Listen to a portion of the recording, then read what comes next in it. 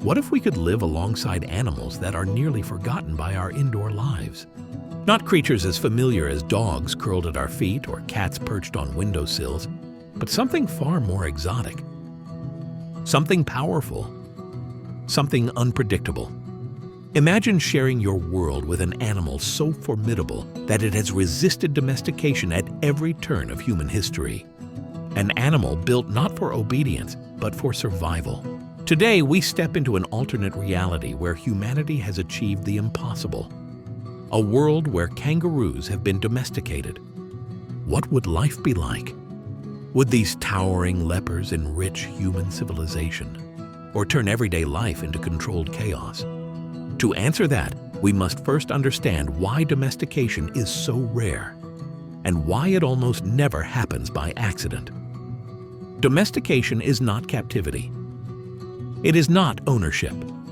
It is a long and delicate partnership forged over thousands of years. A biological agreement where both species change, adapting to one another in profound ways. Animals that became domesticated were not simply tamed. They evolved. They developed tolerance, sociability, reduced aggression, and a willingness to coexist within human hierarchies. Dogs did not merely learn to live with humans. They transformed because of us. Cows, cats, sheep, and horses followed similar paths, shaped by selective breeding across countless generations. But kangaroos? They evolved in isolation, shaped not by cooperation, but by conflict. Kangaroos are not gentle grazers by nature. They are solitary roamers, highly territorial, and astonishingly powerful.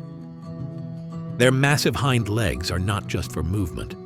They are weapons, capable of delivering blows strong enough to seriously injure predators, rivals, or perceived threats.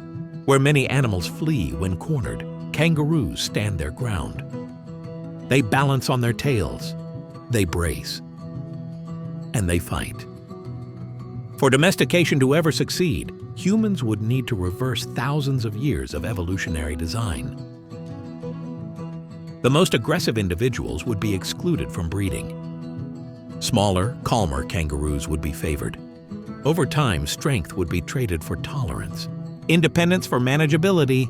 Generations later, domestic kangaroos might look different, shorter, stockier, less explosive in movement.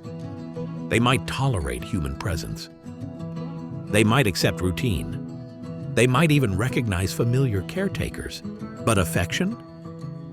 That would remain uncertain. Unlike dogs, kangaroos do not seek leadership or companionship. They do not naturally bond. They coexist, but on their terms.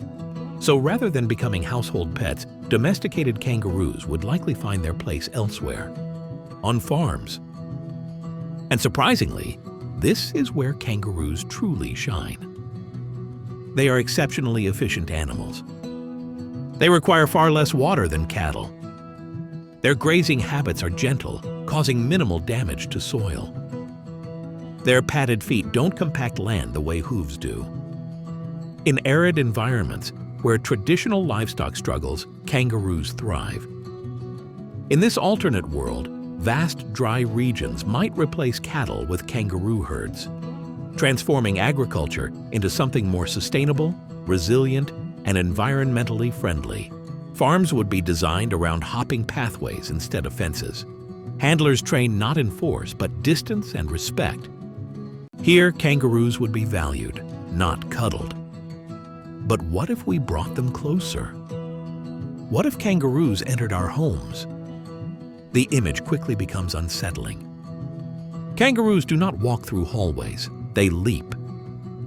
They need open space, constant stimulation, and room to move. Walls would crack. Furniture would splinter. Windows would shatter. Stress would trigger defensive instincts, and unlike a frightened dog, a stressed kangaroo does not retreat. It reacts. Training would have limits. Trust would always be conditional. Owning a domesticated kangaroo would be less like having a pet, and more like managing a wild force within carefully drawn boundaries. Cities would need to change.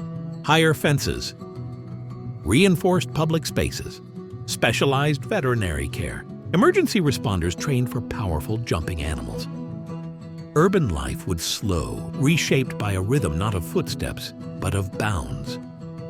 And still, despite all of this adaptation, one question remains. Why didn't kangaroos ever walk this path naturally?